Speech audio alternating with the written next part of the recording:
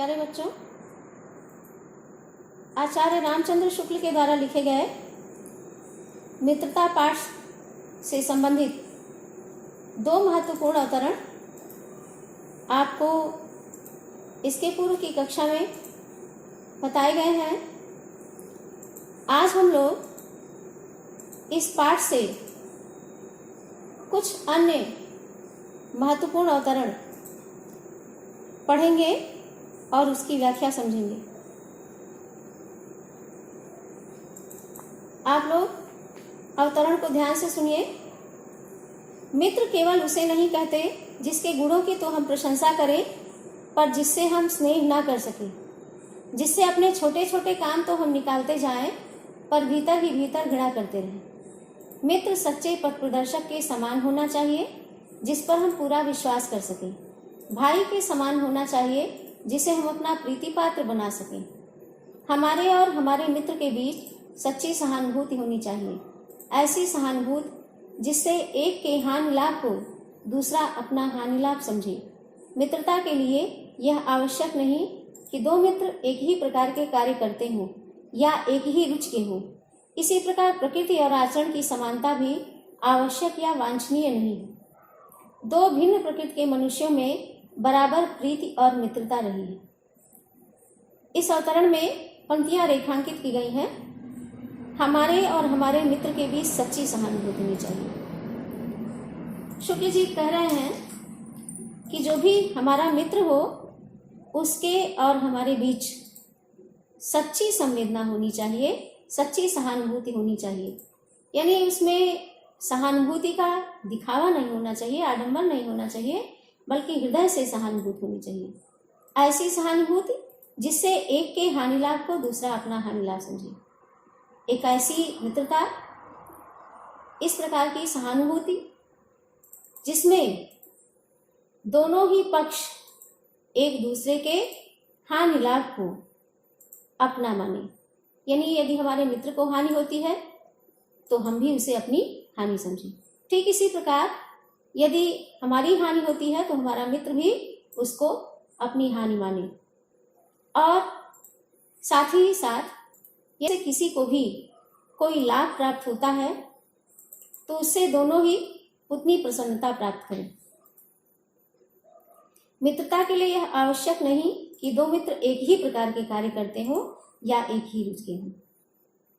तो अपनी बात को स्पष्ट करते हुए आगे शुक्ल जी बता रहे हैं कि मित्रता होने के लिए जरूरी नहीं है कि दोनों मित्र एक ही प्रकार का, एक ही तरह का कार्य करते हो तभी उनके बीच मित्रता स्थापित होगी, या दोनों की रुचियां समान हो तभी उनके मध्य जो है सच्ची मित्रता स्थापित हो सकती है। तो अपने निबंध में आगे उन्होंने स्पष्ट भी किया है कि कर्ण का स्वभाव और दुर्योधन का स्वभाव बिल्कुल भिन्न था, लेकिन कर्ण और दुर्योधन के बीच बड़ी घनिष्ठ मित्रता थी और वह मित्रता जीवन के अंतिम क्षण तक निभी, जबकि दोनों की प्रकृति भी भिन्न थी, दोनों के कार्य भी भिन्न थे और दोनों की रुचियां भी अलग अलग थी।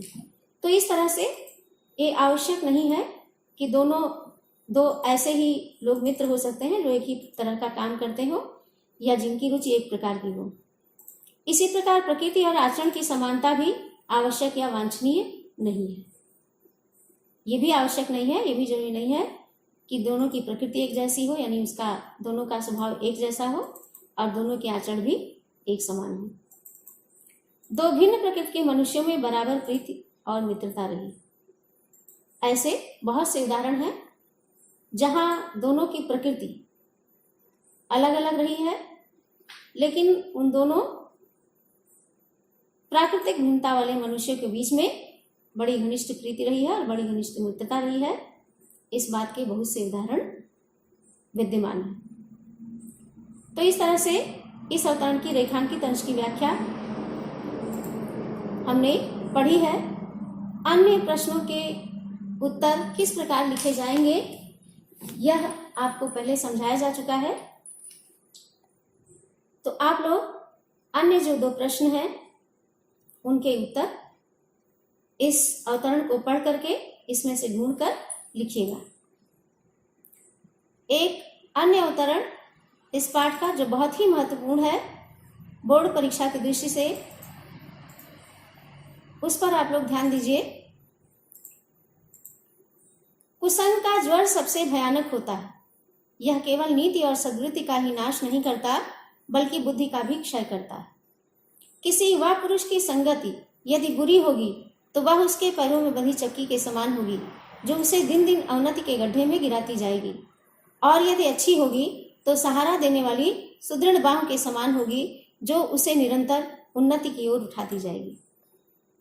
तो इस अवतरण में लेखक ने यह बताया है कि वास्तव में बुरी संगति की छूट से कोई बच नहीं सकता है।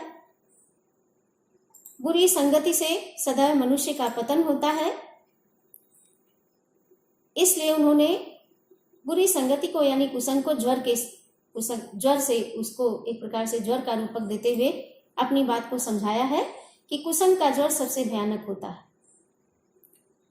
कि कुसंग का जो ज्वर है वो सामान्य नहीं है, साधारण नहीं है, बल्कि बड़ा ही भयानक रूप वाला है। उसका स्वरूप बहुत ही भयानक होता है, क्योंकि इस बुरी संगति के माध्यम से, इस कुसंग के माध्यम से खाली हमारी सद्प्रवृत्तियां ही नष्ट नहीं होती। सद्प्रवृत्तियां यानी अगर हमारे भीतर सच्चा आचरण है तो धीरे धीरे अगर हम बुरी संगति में पड़ जाते हैं तो वो जो हमारे भीतर की सच्चाई है, या हम नीति पर चल रहे हैं तो वह नीति अनीति में और सद्वृत्तियां दुष्प्रवृत्तियों में परिवर्तित हो जाती हैं। तो इस प्रकार से नीति और सद्वृत्ति का नाश होता है। लेकिन खाली नीति और सद्वृत्ति को ही ये बुरी संगति नष्ट नहीं करती, ये कुसंग नष्ट नहीं करता, बल्कि यह मनुष्य की बुद्धि को भी नष्ट कर डालता है। धीरे धीरे इसके परिणाम स्वरूप यदि कुसंग में व्यक्ति पड़ गया है तो उसकी नीति जो है वो नीति अनीति का उसको विवेक नहीं रह जाता है। उसकी सत्प्रवृत्तियां दुष्प्रवृत्तियों में बदलने लगती हैं, और इतना ही नहीं, उसकी अपनी बुद्धि भी धीरे धीरे नष्ट होती चली जाती। इसलिए कह रहे हैं कि अगर किसी युवा पुरुष की संगति किसी बुरे व्यक्ति के साथ हो गई है, उसने किसी गलत व्यक्ति के साथ, गलत स्वभाव वाले, गलत आदत वाले व्यक्ति के साथ मित्रता कर ली है, तो वो जैसे उसके पैरों में बंधी हुई चक्की। अब किसी के पैर में अगर चक्की बांध दी जाती है तो क्या होगा, उसकी गति जो है अवरुद्ध हो जाएगी, उसके चलने की तीव्रता समाप्त हो जाएगी। और जब चलने की तीव्रता समाप्त होती जाएगी तो वो दिन प्रतिदिन अवनति की ओर, जब उसकी उन्नति समाप्त हो जाएगी, उन्नति का पथ रुक जाएगा, तो दिन दिन वह अवनति यानी पतन के गड्ढे की ओर बढ़ता चला जाएगा और अंत में पतन के गड्ढे में गिर जाएगा। वही समझा रहे हैं कि अगर किसी युवा पुरुष की यानी कोई युवक बुरी संगति में पड़ जाता है तो वह बुरी संगति उसके पैर में बंधी चक्की के समान, उसके लिए उसके पैर में बंधी चक्की के समान सिद्ध होगी, और वह दिन प्रतिदिन उसको पतन की ओर अग्रसर करेगी, उसकी उन्नति के मार्ग में एक बाधा बनकर खड़ी हो जाएगी और उसको अवनति के गड्ढे में गिरा देगी। जबकि अगर यदि वो अच्छी संगति करता, किसी श्रेष्ठ व्यक्ति की संगति में रहता है, तो उसको ऐसा सहारा मिलेगा जैसा किसी सुदृढ़ बाहु यानी मजबूत बाहु, सुदृढ़ माने मजबूत कहते हैं, शक्तिशाली, बाहु माने भुजा। तो श्रेष्ठ मित्रता अगर है, सच्चे व्यक्ति की मित्रता है, अच्छे स्वभाव वाले व्यक्ति से मित्रता है, तो वो उसको सहारा देने वाली एक मजबूत बाह के समान होगी, जो दिन प्रतिदिन इसको उन्नति के मार्ग की ओर ले जाएगी, और उस अच्छी संगत के माध्यम से उसकी उन्नति और उसका विकास होता चला जाएगा। अवतरण के रेखांकित पंक्ति की व्याख्या आपको बता दी गई है। गद्यांश का संदर्भ लिखना भी आपको पहले ही समझाया जा चुका है। अन्य प्रश्नों के उत्तर आप लोग अवतरण से ढूंढ करके लिख लीजिएगा। इस प्रकार मित्रता पाठ से संबंधित कई महत्वपूर्ण अवतरण आपको बताए जा चुके हैं और उनकी व्याख्या भी आपको समझा दी गई है। इसको देखकर, सुनकर आप लोग अपनी व्याख्या समझकर लिखेगा तथा अन्य प्रश्नों के भी उत्तर